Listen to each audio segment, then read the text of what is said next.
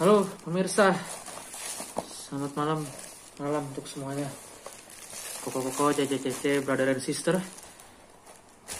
Pasti udah lihat kan judulnya. Nah, aku juga bingung nih, ini kue apa martabak nih ya? Di sini sih tulisannya kue tuh ya, kue terang bulan pejagalan spesial. Kebetulan ini isinya keju susu. Favoritku adalah keju susu ya, martabak atau kue khusus mereknya diberi judul kue terang bulan. Oke, sebelum kita lanjut, kita lihat dulu yang mau lewat berikut ini.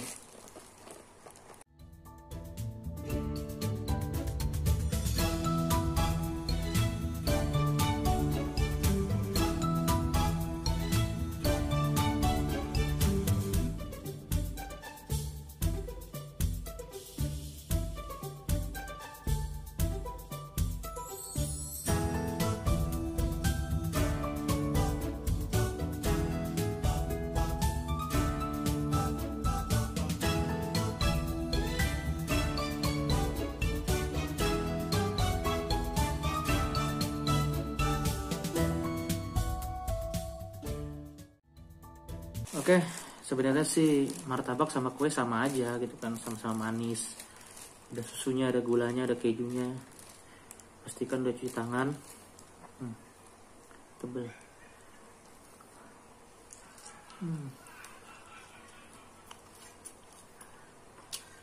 Dan ini bikinnya pakai arang, masih pakai arang.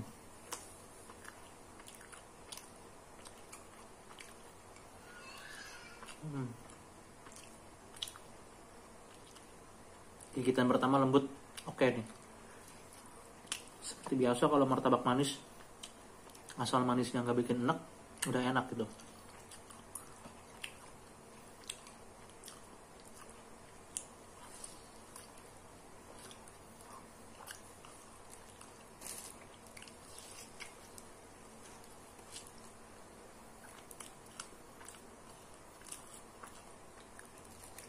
Enak ya.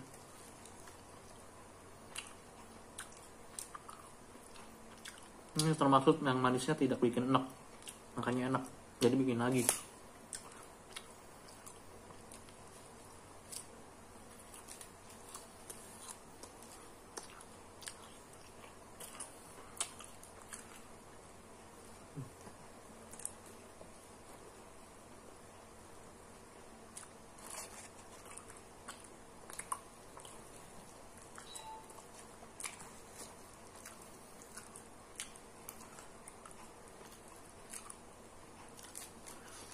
Martabak ini kan bikinnya masih pakai arang ya. Tadi sempat nanya-nanya, saya kira kalau pakai arang itu lebih murah, ternyata menurut penjualnya dia bilang lebih mahal ongkosnya daripada pakai gas. Dan saya kira juga bikin masaknya itu lebih lama pakai arang. Ternyata malah cepat panas menurut yang jual.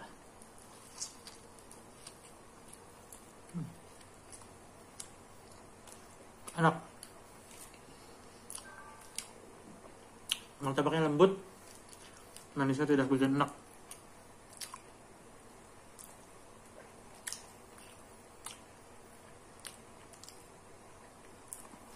Ini harganya 46.000 ya.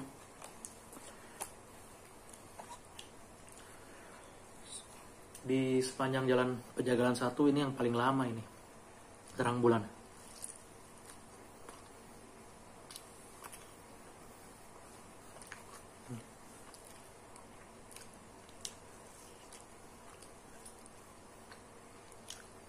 Ini yang beda sih pakai arang sama pakai gas ya.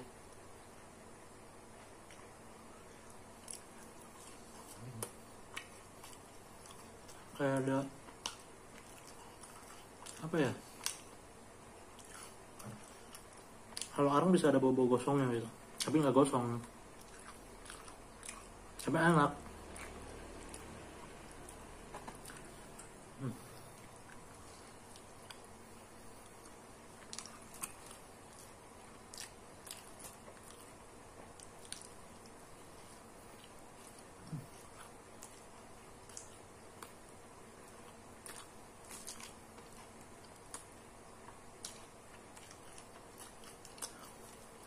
Asal muasal martabak. martabak manis. Memang dulu bikinnya tuh pakai areng. Sekarang modern pakai gas.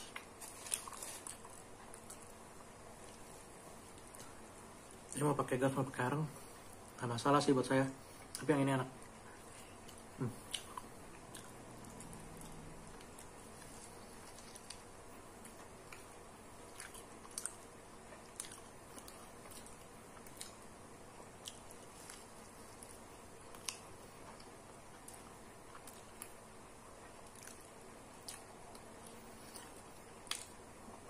Enak dan gak kecewa. Teman-teman masih coba, langsung datang karena tidak dijual di online.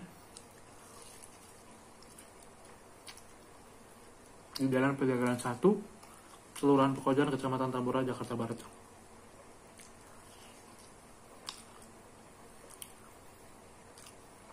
Dan ini gak ditulis martabak Bangka, karena memang jual bukan orang Bangka, martabak manis. Tapi garis besarnya hampir sama kayak martabak Bangka.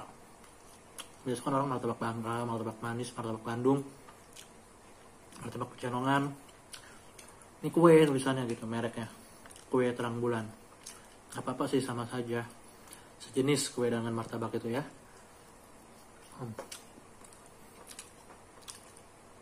Oke, sampai di sini dulu. Sampai ketemu di video-video berikutnya.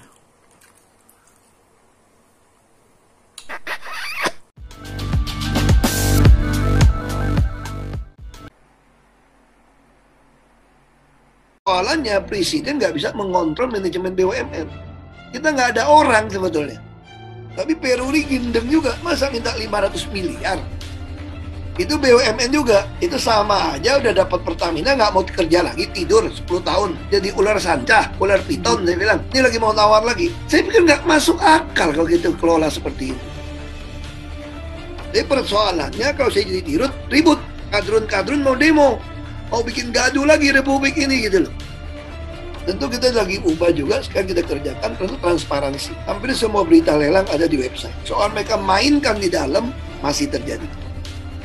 Harusnya Kementerian BUMN itu dibubarkan sebetulnya. Ketika Ahok bongkar bobroknya perusahaan BUMN. Pertamina udah aman-aman, nyaman-nyaman kok masuk komun nih, brengsek satu nih. Ahok mengganggu keharmonisan. Ahok itu sama saja membuat kekacauan, kekisruan. Kalau nggak ada Ahok kan nggak ada yang ribut. Komisaris Utama PT Pertamina Persero Basuki Cahayapurnama alias Ahok secara belak-belakan membuka tabir di balik layar PT Pertamina. Awalnya, Ahok bercerita tentang posisi dia yang sesungguhnya di perusahaan plat merah tersebut. Seperti diketahui, posisi Ahok di PT Pertamina ialah sebagai pemegang jabatan Komisaris Utama yang bertugas mengawasi kinerja para direksi. Akan tetapi, secara mengejutkan, Ahok mengatakan jika dirinya bukanlah pengawas, melainkan eksekutor. Saya ini eksekutor, bukan pengawas sebetulnya. Komisaris di BUMN itu sebetulnya itu ibarat neraka lewat, surga belum masuk.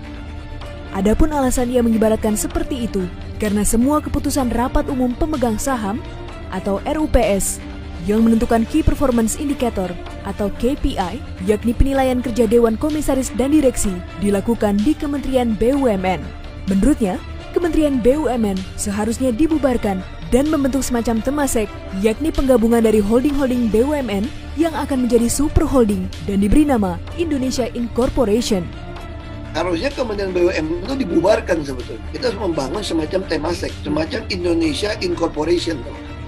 Terkait dengan jabatan di BUMN, Ahok berpendapat jika beberapa direksi Pertamina ada yang bermain aman dengan melobi menteri, bahkan ia menyebut jika para komisaris di BUMN sebagian adalah titipan dari para kementerian. Dia ganti direktur pun bisa tanpa kasih tahu saya. Saya sempat marah-marah juga. Jadi direksi-direksi semua mainnya yang penting lobinya ke menteri. Karena yang menentukan menteri. Komisaris pun rata-rata kan titipan dari kementerian-kementerian. Kendati demikian, Ahok mengaku mempunyai cara agar hal tersebut tidak terulang lagi, yakni dengan memangkas birokrasi yang ada di Pertamina. Dengan begitu, setiap insan Pertamina dapat memiliki kesempatan yang sama untuk dapat menduduki jabatan SVP atau Senior Vice President. Saya potong jalur birokrasi mereka. Pertamina itu dulu naik pangkat tuh mesti pakai kayak pangkat PLR itu Pertamina Reference Level gitu. Jadi orang mesti kerja sampai SVP itu bisa 20-an tahun ke atas. Saya potong sekarang. Semua mesti lelang terbuka. Tidak hanya itu saja, Ahok juga menyoroti sistem gaji di Pertamina. Menurutnya, dalam hal ini ada yang bermain dengan memanipulasi gaji. Sebagai contoh, jika ada salah satu pegawai dicopot dari jabatannya, akan tetapi gajinya itu tetap sama dengan jabatan sebelumnya, bukan mengikuti jabatan yang baru.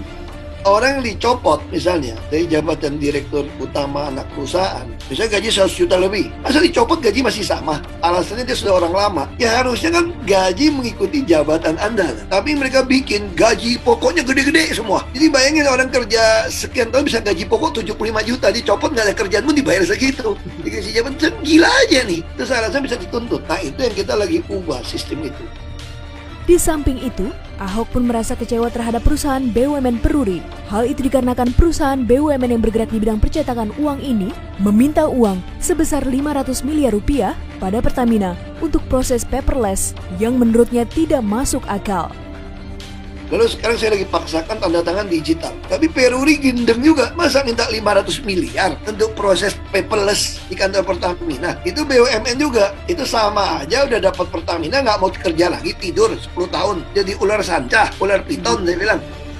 Selain rasa kekecewaan terhadap Peruri, mantan Bupati Bangka Belitung ini juga merasa kesal saat rapat dengan para dewan direksi mengenai kilang minyak, di mana dalam rapat tersebut Ahok sedikit terpancing emosinya. Menurut pengakuannya, hal itu sengaja dilakukan agar emosinya keluar, sehingga dapat dilapor kepada Presiden sebagai pengganggu keharmonisan.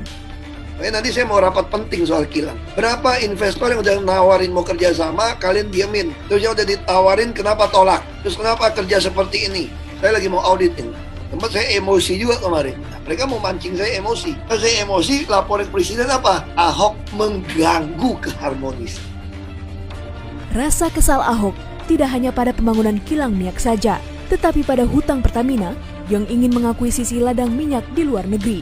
Menurutnya, lebih baik melakukan eksplorasi di dalam negeri karena di Indonesia masih memiliki 12 cekungan yang berpotensi menghasilkan minyak. Minjam duit, sekarang udah ngutang 16 miliar dolar. Tiap kali otaknya minjam duit aja nih. Saya udah kesel ini. Minjam duit terus mau akuisisi terus lagi. Saya bilang tidak berpikir untuk eksplorasi. Kita masih punya 12 cekungan yang berpotensi punya minyak, punya gas. Itu ngapain di luar negeri gitu loh. Ini jangan-jangan saya pikir ada komisi kali ini beli-beli minyak di luar. Seperti kita tahu, bangsa ini tidaklah kekurangan orang pintar, namun kekurangan orang jujur. Setidaknya kita masih bisa berharap jika di negara Indonesia ini memiliki ladang yang siap untuk ditaburkan benih-benih yang baik. Yang utama adalah jujur. Karena kejujuran dan loyalitas itu tidak ada sekolah. Kalau kamu punya itu, kamu sampai tua pun nggak mungkin susah. Kita berdoalah supaya di Indonesia ini ladangnya bisa siap untuk benih-benih baik ditaburkan.